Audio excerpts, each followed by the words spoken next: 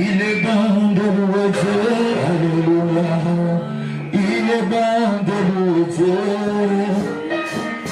Il est bon de louer Dieu, alléluia. Il est bon de célébrer. Il est bon de célébrer. Il est bon de célébrer.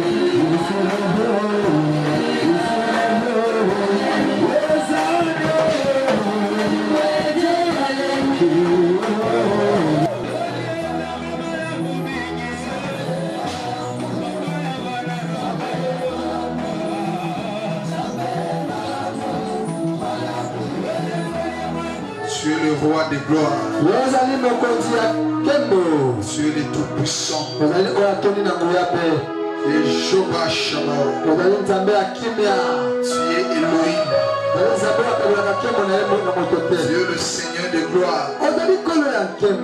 Le Seigneur de seigneurs. Le tout-puissant. La résurrection. La vie. Pour l'éternité. Amen. Voilà pourquoi nous t'adorons. Nous t'élevons grand Dieu. Tu es digne des louanges. Tu es digne des louanges. Tu es digne d'acclamation. Tu es digne d'acclamation. Recevons notre acclamation. Recevons notre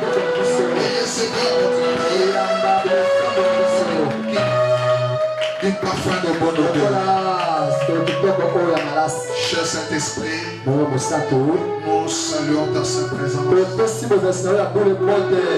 croyons ce matin. Tu vas comme nous visiter tous. Nous croyons. Et tu agiras au-delà de nos pensées. Au nom puissant de Jésus.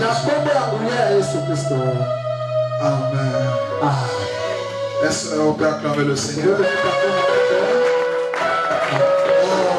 Acclamez encore le Seigneur. Alors saluez 2 ou 3 personnes. Souhaitez-les soyez le bienvenu dans la présence de Dieu.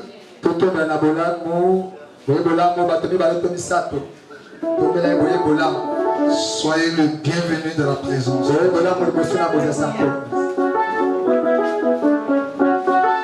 Tu peux s'asseoir.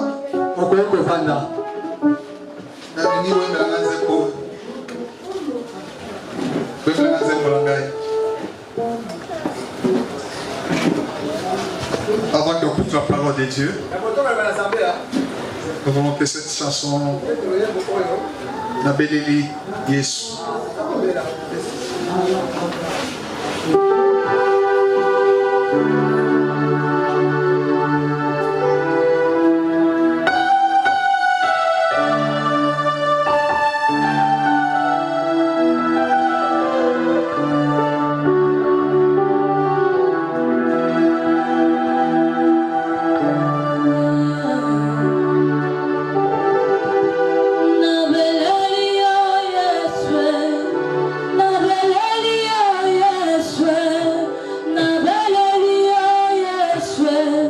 Donde Zamberanga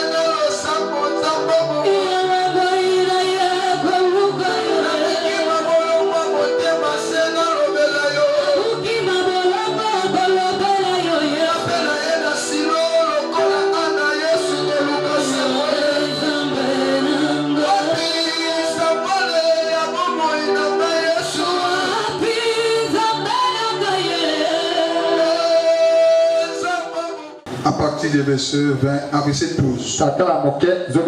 Jésus a appris que Jean avait été livré, se retirant dans la Galilée. Se retirant dans la Galilée. Il quitta de Nazareth et vint demeurer à Capernaum, situé près de la mer, dans les territoires des Zabulon et des Nephtali, afin que s'accomplisse ce qui avait été annoncé par Ésaïe le prophète. Le peuple des Zabulon et des Nephtali, de la contrée voisine de la mer, du pays au-delà des Jourdain et de la Galilée des gentils.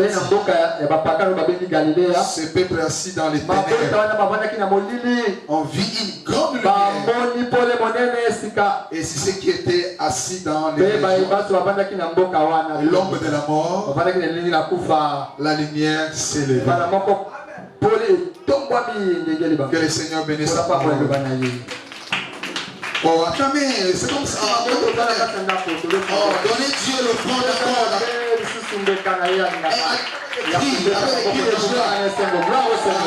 Alléluia. Alléluia. Oh, gloire à Dieu. Gloire à Dieu. Amen. Hein? Aujourd'hui, nous partageons un thème nouveau. Et vaincre les œuvres des ténèbres. Parce que nous vous préparons pour le programme de 21 jours où nous préparons l'année qui vient.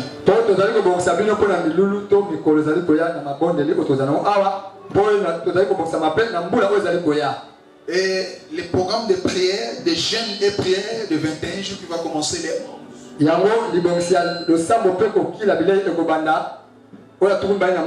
Les 11 jusqu'au 1er décembre. Alors ces enseignements vont te préparer parce que ce sera 21 combats spirituels pour arracher l'année 2025. Alors pour bien combattre, tu as besoin de la connaissance. Comprendre comment le monde des ténèbres fonctionne. Et là, tu vas bien prier. Alors le thème, c'est vaincre les œuvres des ténèbres. Avant qu'on puisse entrer dans notre enseignement, je dois d'abord présenter les tribus des Zabulon et des Neftali. C'est là où nous venons de lire. Parce que la parole de Dieu dit, ce peuple-là était assis dans les ténèbres. C'est pour cela que le prophète dit, les ténèbres ne régneront pas. Même toi aussi, les ténèbres. Alléluia. Même si on dit les gens de ta famille, toi, tu ne vas pas. Tu ne seras pas guéri. Tu ne seras pas délivré. Tu ne seras pas béni. On va voir si toi tu vas voyager. On va voir si toi tu vas faire le mariage. On va voir si toi tu seras béni. Ce sont ces gens qui disent. Mais la parole dit les ténèbres ne pas. Alors ici, on nous présente où ces tribus étaient vraiment assis dans les ténèbres. Où il y avait des sérieux problèmes. Ils ont passé des temps difficiles. Les temps des angoisses. Pouvaient d'opprobre. Mais le Seigneur dit à ces tribus, mais autant venir Zabulon et Neftali couvrir les bras. Alors, ce qui est important aussi, qui va nous entrer dans l'enseignement, on dit la contrée voisine de la mer, au-delà des Jourdains, c'est le peuple qui marchait dans les ténèbres. Alors, maintenant, les tribus des Zabulon, le nom des Zabulon signifie tolérance. Oh, le demeure grandiose. Zabulon est le 6e fils de Léa, femme de Jacob. Alors, Léa fut heureuse de la naissance de son garçon. Le nom que lui donnant reflétait son épouse et remontait l'estime auprès de Jacob.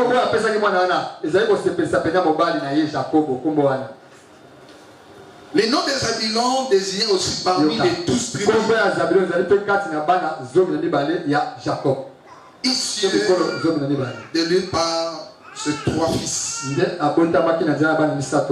Donc Zabulon il a mis au monde 3 fils. Et à partir des 3 fils là, qui était le fondement de la tribu des Zabulon. Maintenant, dans le désert, les Zabulon étaient parmi les tribus qui accompagnaient lorsque le tabernacle, lorsque la présence de Dieu s'élevait dans le tabernacle pour partir.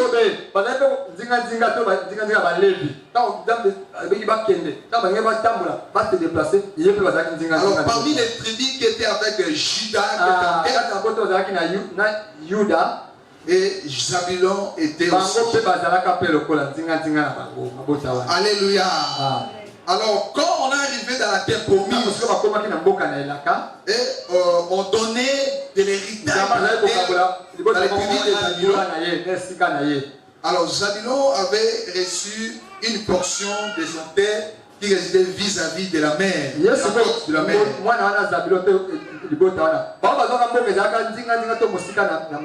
Alors, sa limite terminait avec les Sidon. Alléluia. Ça, c'est les Zabulon. Alors, le Nephtali aussi. Le Nephtali est le deuxième fils de Jacob. Et avec Bila. Bila, c'était la servante de Rachel. Dans Genèse 35, 25 à 26, vous pouvez lire. Et Rachel exalta d'avoir réussi par la servante. Et lorsque sa servante a mis au monde, alors il a dit, j'ai lutté avec ma soeur, avec une lutte acharnée, et je l'ai emporté. Alors le nom de Nephtali signifie mes luttes. Alors les deux tribus ici étaient à côté de la mer. Et les Nephtali avaient aussi laissé sa propre tout autour de la mer. Et à côté aussi des Jourdain. Alléluia. Là, c'est la présentation de ces tribus qui étaient assis au long de la mer. Et ils étaient à côté de la mer. Alors, ce que nous voulons prendre ici, ce que nous voulons comprendre, qu'est-ce qui s'est passé là-bas? Pourquoi Jésus, quand il a terminé le programme des 40 jours, il était tenté par Jésus, il était tenté par Satan. Et après avoir vaincu Satan, quand il descend, la Bible dit il s'est retiré de Nazareth. Et il est parti de la Capernaum, où se trouve le territoire. Et pourquoi Jésus était parti là-bas? Pourquoi il a commencé le ministère là-bas? Là, nous voulons maintenant comprendre la réalité des combats spirituels. Pourquoi Jésus a commencé son ministère là-bas? Si nous venons dans les pays, et la Bible dit ceci. Dans le verset 12.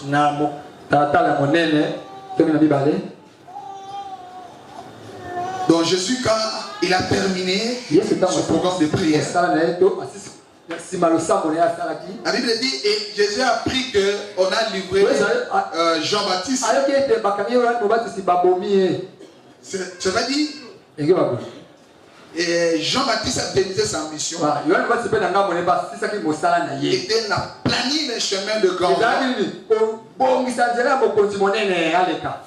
raboter des collines.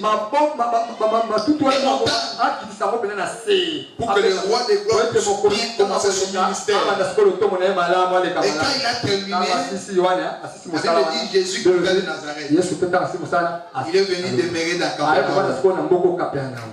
Il y a ce que dit la Bible. Écoutez. Situé près de la mer, dans le territoire de Zabulon et de Naphtali, enfin s'accomplit ce qui avait été annoncé par Ésaïe le prophète. Ce que Dieu avait déjà parlé. Il fallait Jésus seulement venir accomplir la parole de Dieu. Mais pourquoi Jésus et le Seigneur veut préparer pour que Jésus commence son ministère?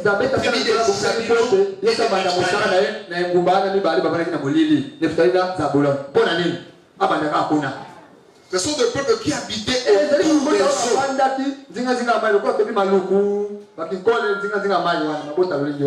Si nous entrons dans les combats spirituels, nous comprenons que le peuple qui habitait là, à côté des eaux, sont en contact avec les esprits des eaux.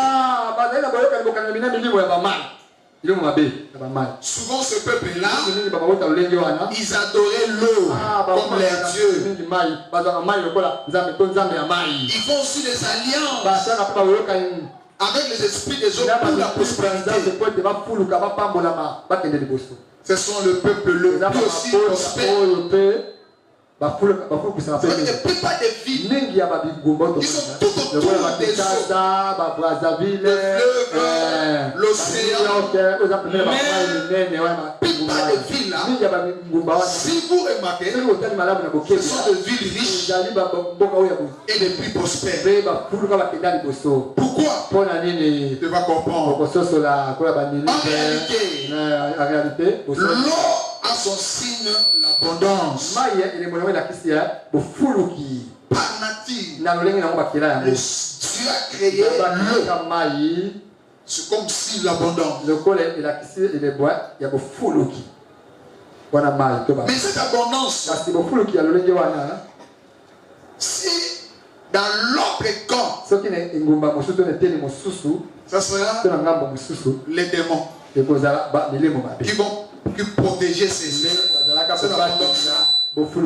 Si dans les camps de Dieu, c'est l'âme de l'Éternel. Mais nous devons comprendre, bien-aimés, le profondeur des eaux, ce sont des endroits où résident certaines entités spirituelles. Entités spirituelles. Les géants. Ces esprits des eaux sont le deuxième puissance dans le monde des ténèbres. Donc on a compris que le David était assis à côté des eaux. Or les eaux ont une réalité spirituelle. Alléluia. Si nous devons comprendre, nous rentrons dans la jeunesse. On voit que quand Dieu créa les cieux et la terre, la Bible dit l'Esprit de Dieu mouvait au-dessus des eaux. On n'a pas dit que Dieu a créé les eaux. Mais au commencement, l'eau était déjà là.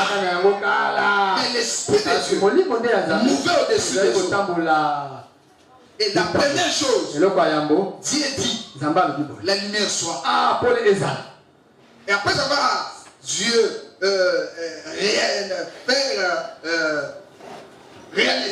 faire dire que la lumière soit, il a séparé les ténèbres et la lumière. Il a dit les jours, c'est la lumière. c'est le jour. Les ténèbres, c'est la nuit. Alléluia. Après avoir terminé, la première chose, il sépare les eaux. Les eaux en haut et les eaux en bas. Alléluia. Alléluia. Les eaux en haut, on appelle le ciel. Les eaux en bas, on appelait la terre. Mais quand tu as terminé de les séparer, il est descendu encore sur les eaux en bas. Il a commencé à faire le travail dans les eaux. Et il a dit, l'eau fait sortir la terre. Et l'eau a sorti une terre sec. Dieu a appelé cette terre la terre. Et il a pris le parti des eaux qui mer. Alléluia.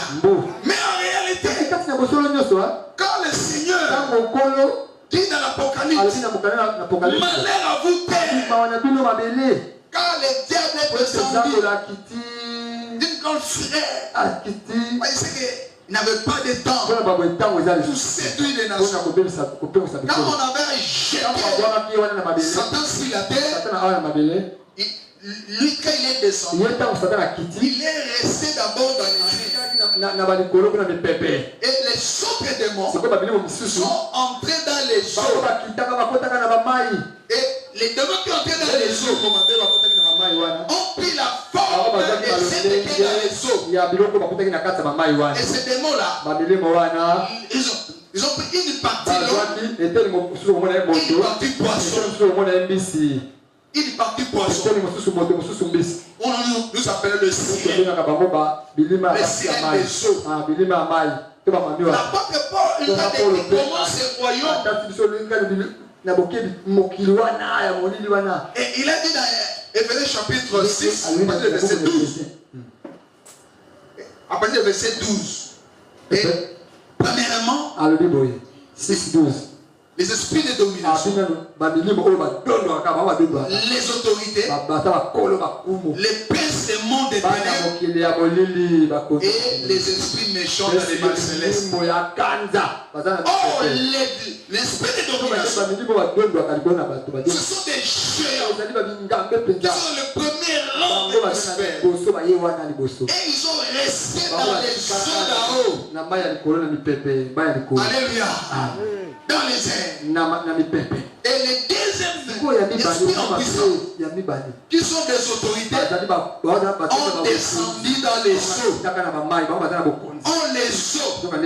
Les Écritures disent la richesse. C'est tout dans les eaux. On peut lire ça. On va, pour comprendre notre Ésaïe chapitre 60.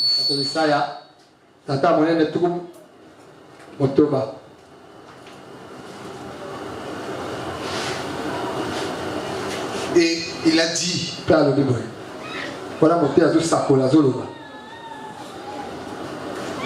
Ésaïe, j'entends.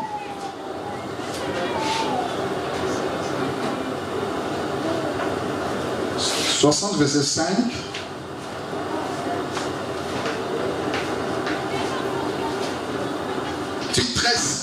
Tu trahisseras alors et tu te réjouiras. Ton cœur bondira et se dilatera. Quand les richesses de la mer se tourneront vers toi. Quand les trésors des nations viendront en toi. Quand les richesses de la mer, Dieu avait mis dans la mer la richesse. Tu vas comprendre pourquoi ces esprits-là étaient descendus dans la mer. Et Dieu a prophétisé pour Zabulon et Nephtali. Dieu a prophétisé ce peuple-là qui va demeurer à côté. Il dit ceci. La contrée voisine de la mer. Au-delà du Jourdain. Les territoires des gentils. Le peuple qui marchait dans les ténèbres. Il était à côté des richesses. Les richesses que Dieu a mis dans les eaux. Oh, Dieu avait prophétisé. Quand vous lisez la bénédiction, quand Dieu bénissait, Jacob bénissait ses enfants. Il a parlé pour Zabulon. Dieu savait pourquoi il a mis ce peuple à côté des eaux. La richesse se trouvait dans les eaux. Et cette richesse-là, et la Bible continue pour dire, quand les trésors des nations reviennent vers toi, la richesse c'est dans les eaux, mais les trésors qui est dans les nations. Oh, les trésors, ça se trouve où? C'est-à-dire que les nations gardent, c'est comme un dépôt où on met la bénédiction, la richesse. Mais la source de la richesse, c'est dans la mer. Mais Dieu a dit, ces richesses-là, tournez vers toi. Quand les trésors des nations viendront en toi, mais ces esprits ont descendu dans les eaux. Il y a beaucoup de gens. Ça se trouve dans les conditions comme Zabulon et Neftali. Dieu t'a créé. Tu es une grande étoile. Dieu t'appelle pour régner. Pour être béni. D'où venait la pauvreté de la famille? D'où venait la pauvreté? D'où venaient les souffrances? Pourquoi les choses ne marchent pas? Tu es en train de travailler, mais rien ne marche. Mais vous êtes destiné. Dieu a dit les richesses qui a mis dans les eaux. Il faut que ces richesses-là tournent vers toi. Les trésors qu'il a mis dans les nations. Ça veut dire quoi? Les richesses de RDC. Il faut qu'ils viennent chez toi. Toi aussi. Qui touche les diamants. Qui touche les or. Vive la bénédiction de c'est pas seulement des étrangers qui viennent ici. Et toi aussi tu es congolais. Mais dans ces pays, les trésors des nations, la Bible dit viendront. Viendront. Il faut que la richesse de Dieu te suive. Et comme toi, de réclamer la richesse.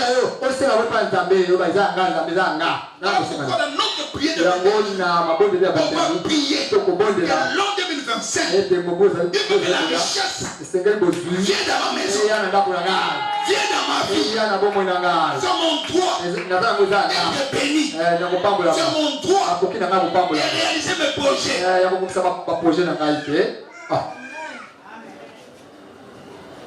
Alléluia. Amen. Parce que dans les profondeurs des eaux, ce sont les endroits où résident des entités spirituelles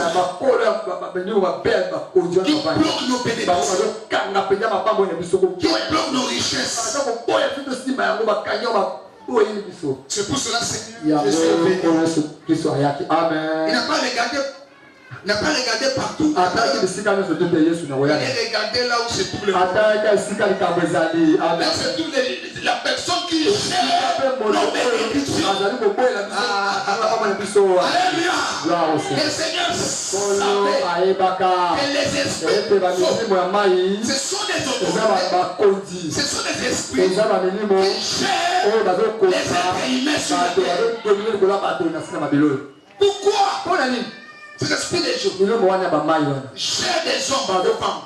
Parce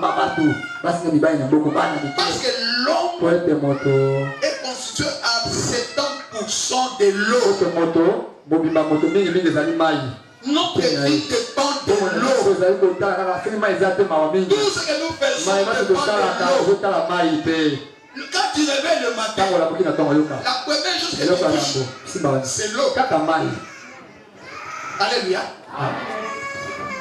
Laver la dent. Laver le figuier. Se laver le matin. L'eau est tellement indispensable. Alors, ces esprits qui est descendu là-bas, ils savent bien que la vie de l'eau dépend des richesses. Si vous n'avez pas de richesses, c'est impossible de réussir sur la terre. C'est impossible de réussir. Comment tu vas réussir? Parce que le Seigneur a dit, tu mangerais dans la forêt de ton corps. Tu dois travailler. Travailler pourquoi? Pour moi. Pour avoir des bénédictions, des richesses. Pour avoir de l'argent. Les diables, il sait très bien les parts de l'argent. Celui qui a de l'argent, il a le pouvoir. Il devient comme Dieu. Il est capable de manipuler tout le monde. Alors, dans le monde spirituel, ces esprits-là sont spécialisés pour détruire la vie des gens. C'est pour cela ils ont pris la forme des hommes, la forme de la femme et la forme de poisson. Pourquoi ils ont pris la forme de la femme? Parce que la femme, c'est lui qui a donné l'accès pour que les diables puissent prendre de l'autorité sur la terre. Ils ont pris la forme de la femme. Alléluia. C'est comme ça que dans le monde spirituel, la femme est plus élevée. Amen. C'est pour cela on va dire les sirènes qui dirigent le monde. Parce que si tu as besoin de la richesse, pour aller les consulter dans les seaux. Et ces esprits-là, ils ont spécialisé des sexes. Parce qu'ils la vie de l'homme sur la terre est liée du sexe. C'est vrai qu'on a parlé sur le sacerdoce familial. Il sait bien que l'autel de Dieu dans la famille se trouve entre l'homme et sa femme. Ils sont devenus une seule. Et on a donné d'élever une seule autel qui est Dieu. Alors cet autel-là est suivi par quoi? C'est pas le sexe. Ils sont devenus une seule chair par quoi? Par le sexe. Amen. C'est comme ça que la plupart des gens, le monde entier, tu ne peux pas échapper avec ces esprits des choses. Ils sont spécialistes dans tous les domaines. Dans le musique, le monde, dans tout ce que nous faisons. C'est eux qui préparent les actions du monde. Si tu veux voir des récits, il faut passer par eux. Il faut passer par eux. Alors Jésus est venu. Amen. Il est le roi des gloires. C'est lui le véritable autorité. C'est lui le véritable dominateur. C'est lui qui domine. C'est lui qui dirige. Quand il est venu sur la terre, il a dit, Zabulon et Nephtali, je dois commencer mon ministère à côté de toi. Je sais, je t'ai donné l'héritage. Mais ton héritage est à côté des eaux. Où se trouvent ces esprits-là? Ils ont confisqué ta bénédiction qui est au profondeur des eaux. Beaucoup de familles, leur bénédiction est dans les profondeurs des eaux. Beaucoup de garçons, de filles, ils ont vendu leurs étoiles à cause du sexe. Ce n'est pas des parties dans les profondeurs des eaux. Il y a quelqu'un qui est en train de régner avec ton étoile. Il est millionnaire sur la terre. C'est un renommé. Il est star à cause de ton étoile qui est parti dans les eaux. Il travaille et ton front. Satan n'a rien créé. C'est nous qui remettons nos étoiles. À travers le port que nous souffrons. Par désobéissance à la parole de Dieu. De la vie de péché. Quand Jésus a terminé les jeux de 40 jours, Satan a échoué. Alors, il est parti maintenant à la terre. Quand Jean a terminé sa mission, le Seigneur de gloire est descendu vers Zabulon et Nephtali. Alléluia. Pour accomplir les Écritures. Bien aimé, Dieu est dans sa main. Dieu est dans sa main. Je vais dire que, répétez avec moi, Dieu est dans sa parole. Tu vois, Dieu est dans sa parole. Il est venu accomplir la parole de Dieu qui donne l'accès de la délivrance des Zabulon et de Nephtali. Ce peuple-là, de la contrepartie de la mer, où c'est tous les esprits des eaux. Ils ont pris des richesses des Zabuloniens, des Nephtaliens.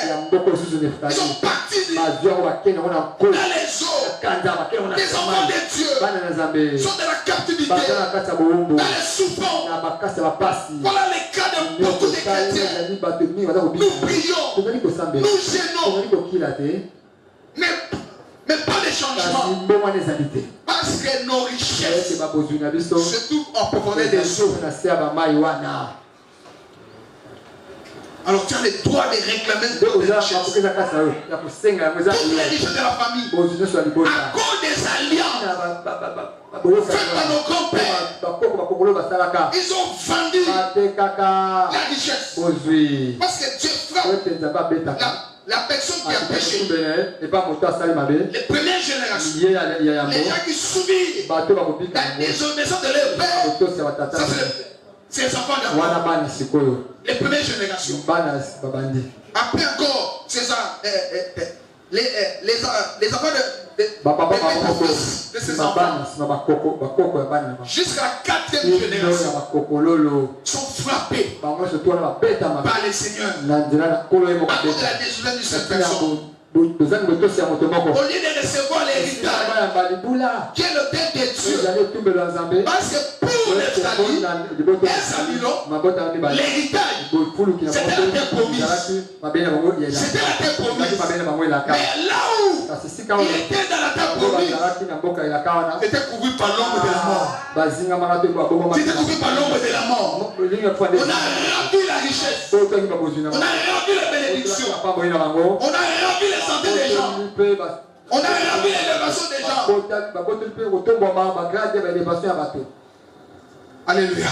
Amen. Et nous sommes tous frappés à cause de la malédiction d'une seule personne. Dieu n'est plus là. Les ténèbres règnent. Mais Dieu merci. Tu as connu le Seigneur.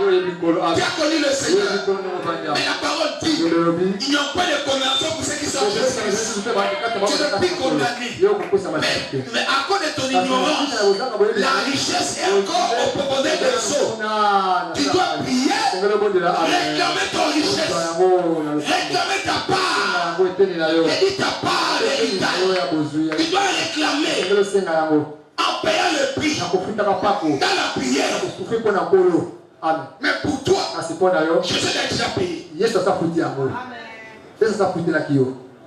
Tu vas entrer au ciel. Mais pour ton richesse, il t'a donné le pouvoir. J'ai dit, il t'a donné le pouvoir. Il t'a donné le pouvoir de marcher sur les serpents, sur les scorpions, sur toute la puissance de l'ennemi. Il a dit,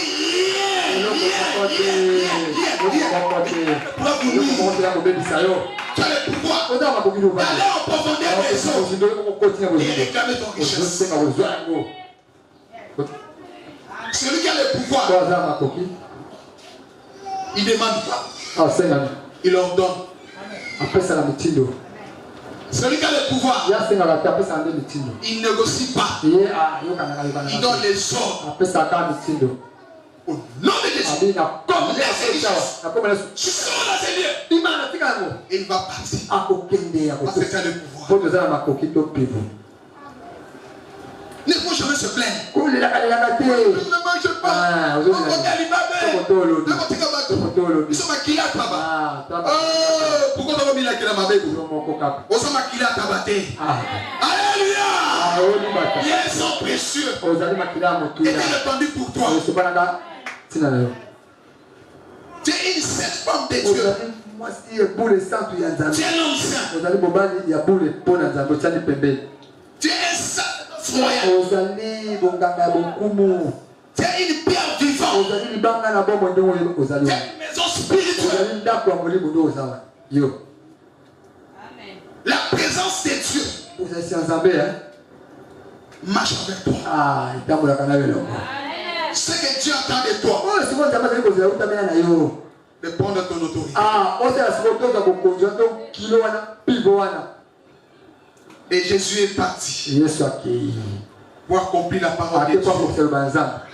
Ce peuple assis dans les ténèbres, la Bible dit, a vu une grande lumière. Voilà ce que dit Jean 8. Jean 8 dit ceci. Verset 12. Jésus leur parlant et dit, je suis la lumière du monde. Celui qui me suit ne marchera pas dans les ténèbres, mais il aura la lumière. Jésus a dit, je suis la lumière du monde. On a prophétie dit, les peuples des Babylone ont vu une grande lumière. Autrement dit, toi, tu as vu une grande lumière. Tu as vu une grande lumière de la personne de Jésus. Il est ton Seigneur. Il est ton Dieu. Il est votre lumière. Il est venu pour t'éclairer, pour ouvrir les yeux, pour voir la situation qui est en train de passer. Ce n'est pas ta place. La pauvreté, ce n'est pas ta place. Les blocages, ce n'est pas ta place. La stagnation, ce n'est pas ta place. Le célibat, ce n'est pas ta place. L'échec, ce n'est pas ta place. La lumière est venue pour voir pourquoi la stagnation, pourquoi l'échec, pourquoi la mort de la famille, pourquoi les choses ne marchent pas. Pourquoi il n'y a pas de mariage? Qu'est-ce qui se passe? Qu'est-ce qui se passe? Amen. La lumière est là. Amen. La personne de Jésus.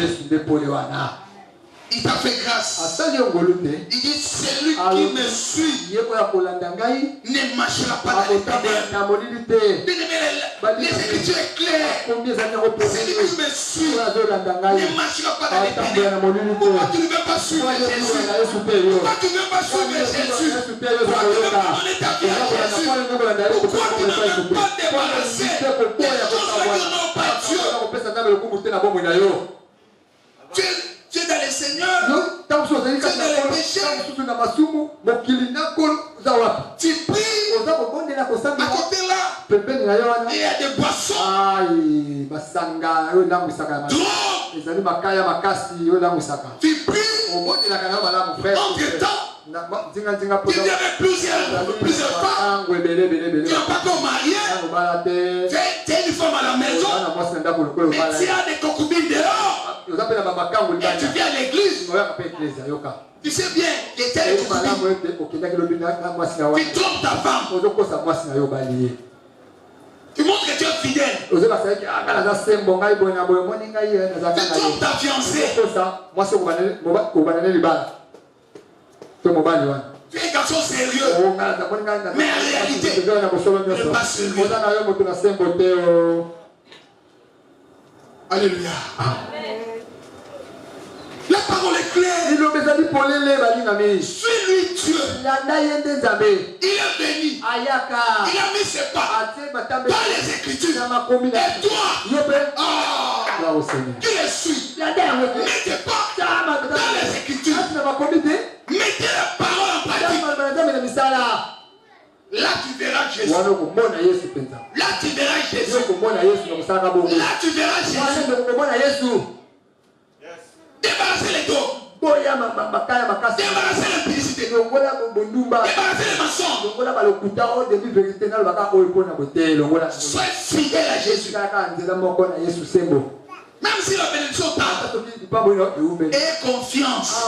Parce que c'est lui qui.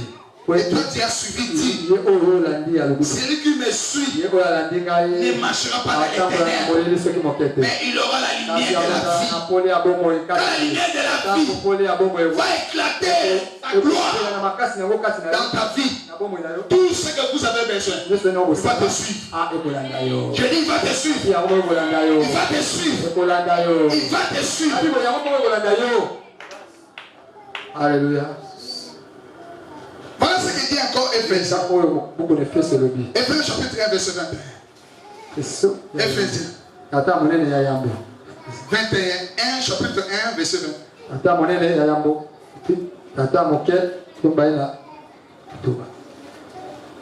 21-22. Il a déployé. Non. Bon, on commence par 20 pour comprendre. Il a déployé en Christ, en ressuscitant des morts, en le faisant asseoir à sa droite dans les lieux célestes. Écoute, au-dessus de toute domination, tous les esprits géants, tous les principautés qui siègent le ciel, qui entrent par des autorités de ce monde. Ces esprits ici, pour travailler, l'esprit de domination, ils travaillent à travers les gens qui sont au pouvoir de ce monde, qui dirigent le monde, qui dirigent des tribus, une domination sur la terre, ils dirigent des nations, ils dirigent des empires, ils travaillent pour accomplir le plan qui tient. Et la parole dit au-dessus de toute domination, au-dessus de toute autorité, de toute puissance, de toute dignité. Mais ici, la Bible commence quoi? Commence par les esprits, par les eaux en haut. Vous comprenez, non? Il a commencé par les esprits, les eaux en haut. Là où c'est de domination, il est descendu. Il est au-dessus de toute autorité. Il est descendu par les eaux en bas. C'est lui qui détient nos richesses. Et il a terminé là. Et il continue. Il dit sur toute puissance. On dit que ces esprits-là, des autorités, des dominations, ils sont entrés par des gens qui ont des dignités de ce monde, qui ont la puissance. Les paroles, ce sont des puissances. Les paroles sont des puissances qui dirigent le monde. On voit le pouvoir.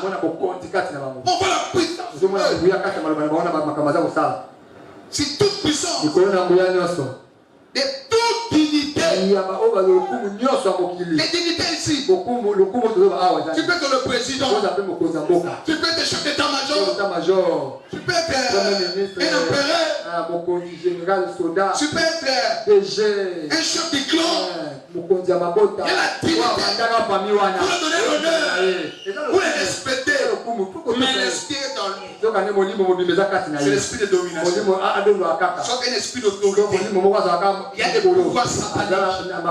Les gens s'égenouillent devant lui. Soit disant donne du respect. Mais quand vous le venez devant lui, en réalité, vous êtes sur le trône de Satan. C'est ce que la Bible dit. Jésus, quand il est ressuscité, il nous a amené quoi? Au-dessus de toute domination, au-dessus de toute autorité, au-dessus de toute puissance, au-dessus de toute dignité. On va la députée, on va la ministre, la famille. On a un kindo qui est à l'égalité. Alléluia.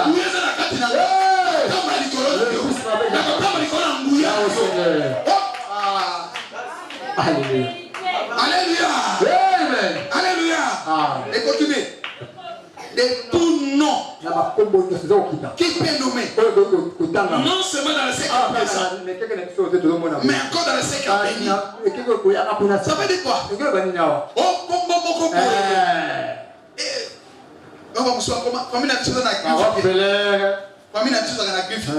papa, famille ça n'a griffe la griffe. Mais le point les qui s'occupent à Jésus. Ça dit griffe à Jésus. Si tu as les griffes de Jésus, tu es au-dessus de toute domination, de toute autorité, de toute puissance, de toute dignité, de tout nom.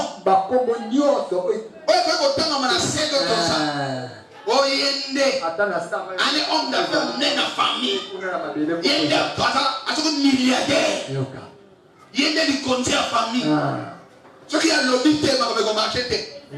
Ce qui a saigné les camps, par exemple, yende pas l'oba. Si on a besoin gloire à Dieu, mais si on a Satan, il nous a besoin de côté à lui, Satan. Moutouana, abota ma 5 gloire. Abota ma 5 zoya. Il y a pas que osa na kati nous a likolo na. Amen. C'est quoi héritage Joana? Et nous a na kati na yo. On compromettre en gros. Osa boyoka yo otekango boyoka. On a même pas posé quelques secondes. Alingi après $100, mais à taille à mon étoile. Ayo dit ça yo, avant la paix ça yo. Et regarde. Alors c'est un peu gentil. Pose la main pour nous. La dame pour nous. Et comment on appelle? Le langage. Et comment on appelle? Et comment on appelle? La dame pour nous. La dame pour nous. Yo prend mon money mon, bâti $500, $1000, wall macanisé, $1000. Na kosomba iPhone, na kosomba bo, na kosomba boy. Ba pesa ka. OK. Bozoe bateke, o ko teka richesse na yo. Ya bana na yo. Na ba koko na yo, jusqu'à 4e génération. Moto ataka zuika eloko zo luka wana, atikelo mbongo wana. Mbongo ko so na ko lokote. O ko dépenser ba bongo si. Oh non, je suis bon, on sait mon bon, on sait ce qu'il dit. Dès qu'on s'y va, on va démonier surtout en fait au kita. Il y a des passes baillées, un goût baillé. On les gangouba.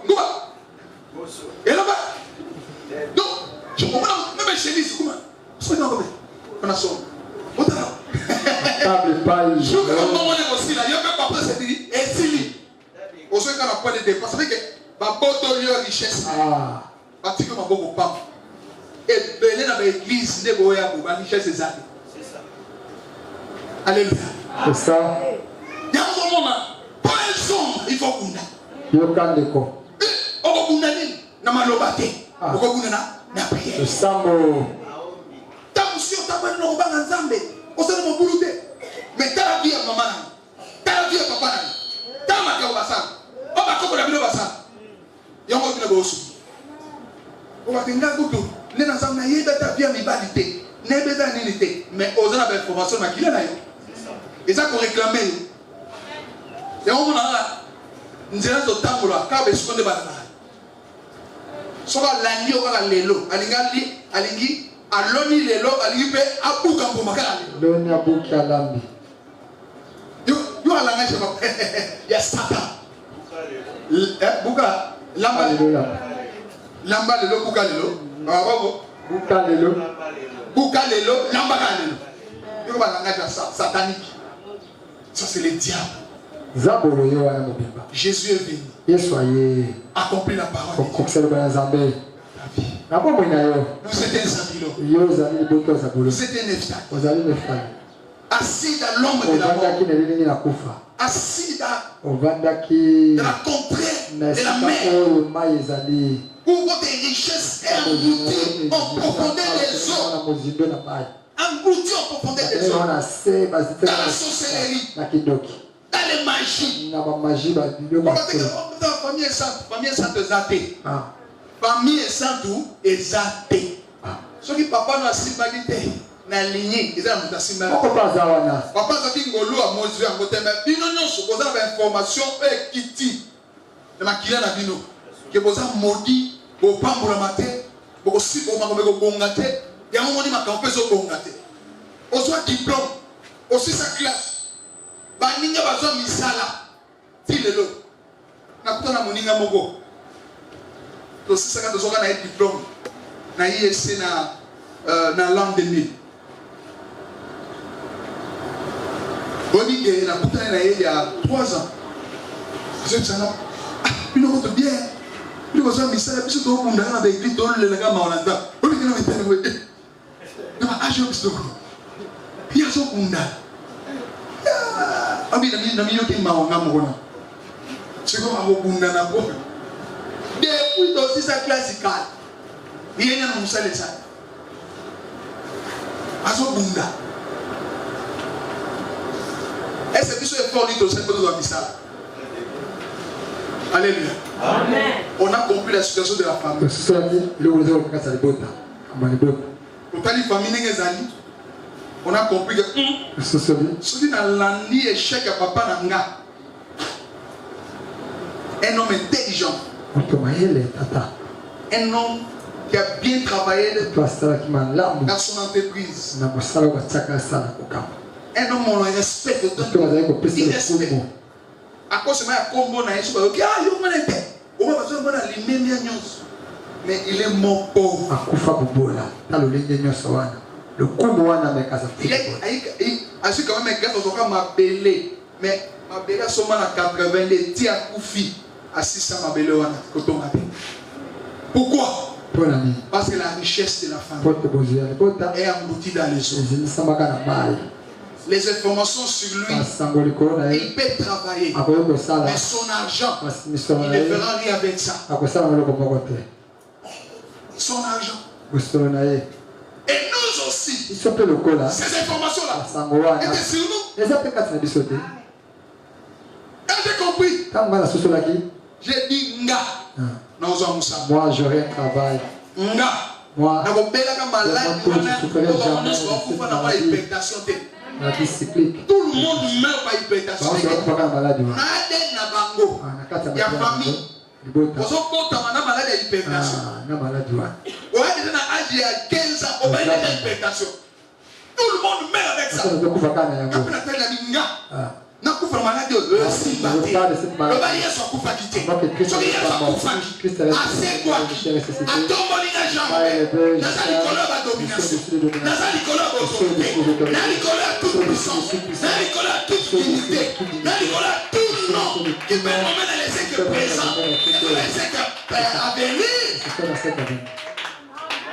Alors le père est aussi battu. Chez moi ça ne restera jamais.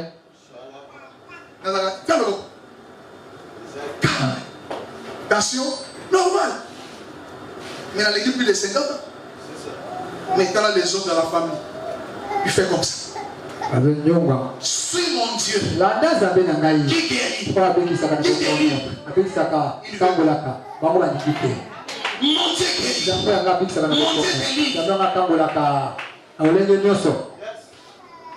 Il est capable de changer. Le même Dieu qui m'a donné le travail Il m'a donné le travail dans les sommets des montagnes. Il m'a dit descends Jean-Robert. Je t'ai donné du travail. Le travail m'a soulevé à la maison. Dieu est capable de changer ta situation. Dieu est capable de changer ta situation. Dieu est capable. Dans la famille, personne ne s'est marié.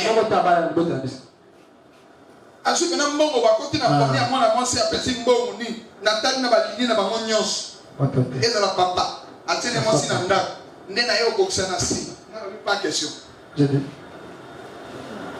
babalisi bango na kingabo ezalaka sango mangwidi bakingabo mariage ya liboke ya sangisi bato basangisi bato kaka etulu kwa bato bon ba pamboli bango ba aider bango ba pambola na mariage ngabi nsimba te moi avant de na kota na mariage il faut na kota ndenge ba écriture solo je rencontre les écritures je rentre à travers les écritures amen mes enfants on est dans les écritures les étoiles ça se trouve dans qui n'a pas de suie. Je n'ai pas suivi mon hôtel.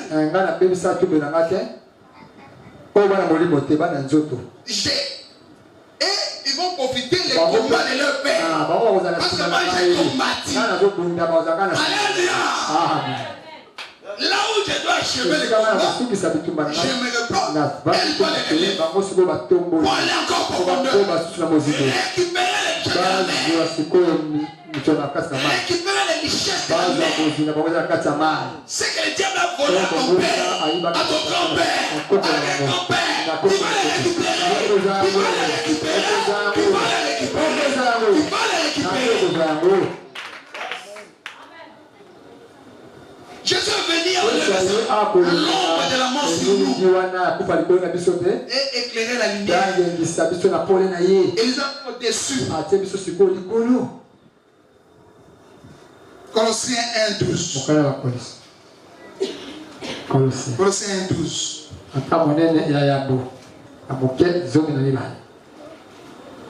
1:12. 12 dit ceci. Rendez grâce au Père qui vous a rendu capable d'avoir par l'héritage les desseins dans la lumière. Rendez grâce au Père qui nous a rendu capables. Nous étions incapables à cause du péché, à cause des réclamations de la famille. Nous étions incapables de voir cette bénédiction-là, les richesses-là, pour aider en toi, pour que les trésors des nations te suivent. Celui qui trouve le travail, tout quoi? Celui qui trouve le travail, tout quoi? Ce n'est pas un mot que la Bible parle. Les mots que la Bible parle. Celui qui trouve le travail, trouve la bénédiction. Alléluia. C'est à travers le travail que vous recevez la bénédiction. Donc commence sur ton travail. Là où tu travailles en entreprise, c'est le travail.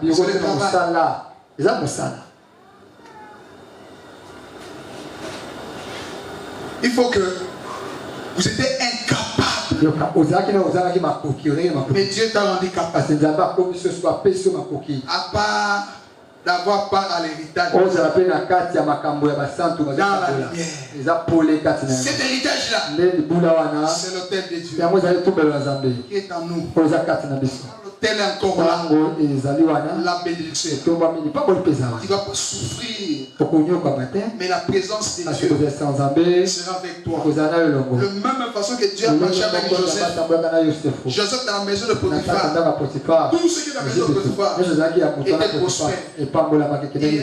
il y avait la prospérité qui suivait Joseph. Un enfant de Dieu, c'est la prospérité qui te suit. Dans ta maison sera prospère. Ton travail sera prospère. Ton commerce sera prospère. Tout dans toi sera prospère. Amen. Parce que vous avez l'héritage. L'autel de Dieu, sa bénédiction. Même dans notre hôtel, il laisse sa bénédiction. Mais la bénédiction où les enfants vont souffrir.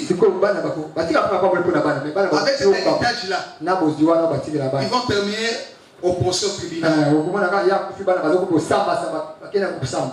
Avec cet héritage-là, les uns seront sacrifiés pour laisser l'héritage. Mais l'héritage que nous laissons, c'est notre Dieu. Dans cet hôtel-là, il y a tout. J'ai dit il y a tout.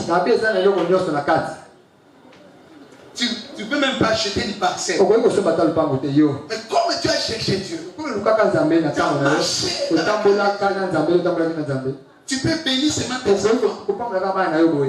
Là où moi j'ai arrêté, toi, tu ne vas pas souffrir. Quand tu vas te lever des temps, mon Dieu, il y aura du travail. Tu prospéreras. Tu feras. Tu meurs. L'enfant prends cette bénédiction. Lui aussi marche avec Dieu. Pour ce que leur mère ou son père a dit, s'accomplira. Amen. Parce qu'un enfant de Dieu ne choue pas. Dans la parole, les pouvoirs. Amen. Dis ceci. Vous avez tout pleinement en lui, qui est le chef de toute domination et de toute autorité. Vous avez pleinement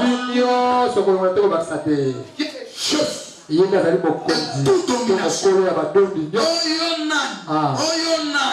Onga Goliath, onga Pharaon, na famille mutakuwa abonga kate, na famille mutapambola magate, na famille mutakota kawate. Mais oza na kati na yo, ayebisi yo, ozali likolo ya domination. Babi, oza likolo. Balike motona zolo bawana, oza na sena ye. Ona sena ye. C'est-à-dire que yo point de conscience et l'homme oza na kati na yo. On déclaré, ça va s'accomplir. Vous avez tout pleinement. Il est le chef. Lui est le chef de toute domination. Et quand il est parti, il est laissé où? Au pied de qui? De l'église. C'est qui? C'est l'église. Il est posé de l'église. Il est mis à ton pied. Voilà pourquoi il faut savoir le pouvoir que c'est. Il faut savoir le pouvoir que c'est. Marche avec le plus bon. On sait dans la quand on est dans le bigot, ils ont même ça. Alex pour la ligne. Quand on est qui on le sait. Olobi mais nous sommes hôtel. Nabi osa hôtel ya. Et que ta présence. C'est ma ta présence détruit tout. Nuit à tout. Quand tu as la porte de banque ya ngangesi azo petit cher là où ta présence en entrant seulement. Et quand ça va créer quelque chose. Ça va créer la sécurité. Donc ça fait avec la colère, la fureur. Vous savez bien son niveau.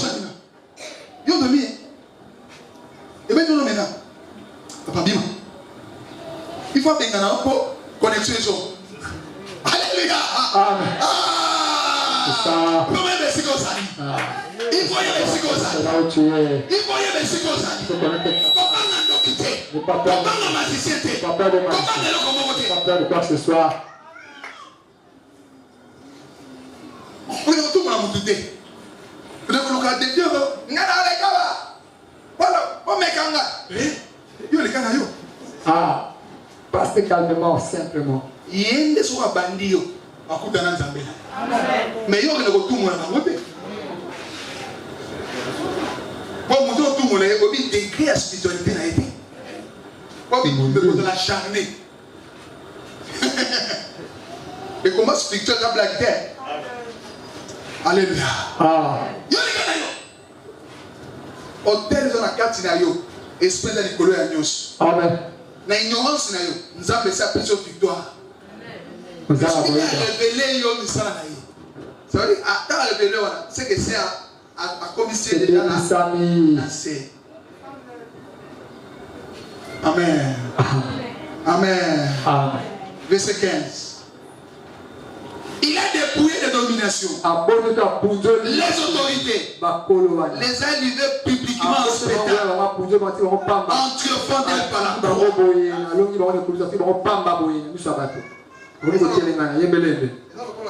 Papa Vandi, yo ye, au coup de la terrain n'a qui beaucoup. Assommé. Ah bon. Ni, il y a aucun ligament ni n'a pas un nom. Dans le papa. Ni quand on le bawan. Moi le besoin de passer à ce temps où il y a dans la carte na yo, et ça les colonnes en scène. Tel makaka na pété. Bima. So ils ont du sang. Oh ouf. Mais respect. Dans la zone bima là, ange va t'accompagner. Ah, ange va salir dans les terres, je m'a camouflé sur ça, mais va bimi ici. Alléluia. Va dépouiller mon corps. Je suis contrôlé ici quand même. Ah. Tu vois mon temps qui est en Olingayo? Olingayo? En fait, tu l'as maboko. Ma famille n'a dit ça. Amen. On me l'a dit, on te vend là. Ma famille l'a dit, c'est que tu es kaka. Ma famille l'a dit, c'est que bigot au salaka. Tant que dépouiller chef, on a pouvoir naï. Et si vous avez soit vous l'avez moussala ou bien yatika. Bitumbe bani. Jésus a précisé son pouvoir. Jésus a donné plein pouvoir. L'esprit des eaux. C'est tous les esprits des eaux. Voilà pourquoi j'ai clôturé ici. Dans le verset Jean 12, 31. Il dit ceci. Jean 12, 31. Jean 16. Jean 12, 31. Plus 31. Comme le Bible. Maintenant, aïe le jugement. Et ces morts. Maintenant, le prince de ces morts sera jeté dehors. Il y a sa longue bois qui est Ibanda. Amen. Amen. Le misale etikali ka misana ngai. Misale etikali ya ngai. Le ba oti ko misale etikali ya misana. C'est pour moi. Oh, c'est la famille misana ngai. La famille ça appartient. Il nous a fallu déjà. Akani chef na ye amemi yo. Mbasuka aboite kuna libanda. Yo. Abidino ba domination ko tikali wana na ba autorité. Na non ki be binoté. Na on a parlé na binoté. Alors, là et bien notre politique là, beaucoup va aussi mission. Avec je vous ai laissé le pouvoir de marcher sur les scorpions, sur les scorpions, sur toute la puissance de l'ennemi. Et après ça, c'est rien. Alors rien. On a filmé. Vous avez ça pour les aïe à quoi qui monte tout. À quoi qui peut mon ensemble monte après. On dit pas au Canada. Alléluia. Mort. Feu. Chaos. C'est ça. Et donc, quand on bouge, on dit il y a un moment que c'est pas Kangi, il y a pas Kangi. Ah, c'est là-bas qu'on a fait. Les restes à travail. C'est ton travail. C'est ton travail. Un Dieu ne prie pas. Il ordonne. Zamba Sayoki. Zambé. Vous mourrez comme. Vous mourrez comme les hommes. Jésus a donc élevé notre déjà. Vous mourrez comme les maison. Mais Dieu a fait de vous sur la terre comme des dieux. Tu es Dieu dans ta famille. Tu es Dieu dans cette partie. Tu es Dieu partout. Ordonne. Quel est le pouvoir? Voilà ce pendant 21 jours. Un combat charné avec les esprits des eaux qui détiennent nos richesses de la famille. L'an 2025, tu dois régner. Tu dois voir la lumière. Il faut que ces écritures rentrent dans ta vie, dans ta maison, dans ta famille, dans tes entreprises. Vive la victoire. Et tu dois témoigner Dieu. Le Dieu qui guérit. Le Dieu qui bénit. Et le Dieu qui fait tout. Mettez-vous debout.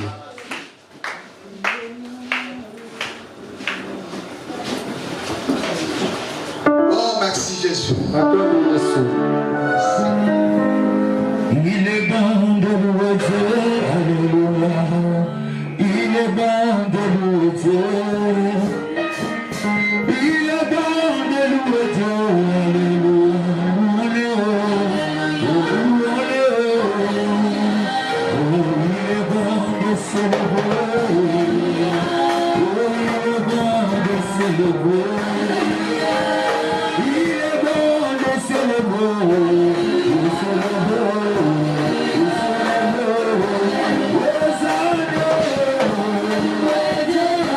Oh,